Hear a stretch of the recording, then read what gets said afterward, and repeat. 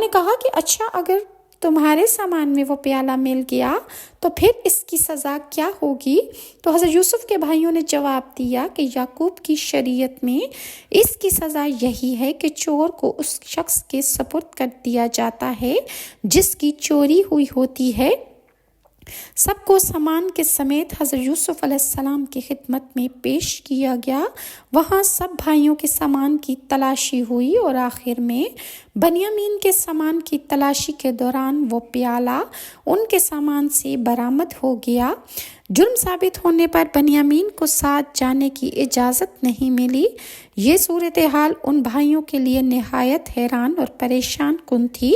انہوں نے کہا اگر اس نے چوری کی تو کوئی تعجب کی بات نہیں، اس کا بھائی بھی پہلے چوری کر چکا ہے۔ یہ سورہ یوسف کی آیت نمبر 77 ہے۔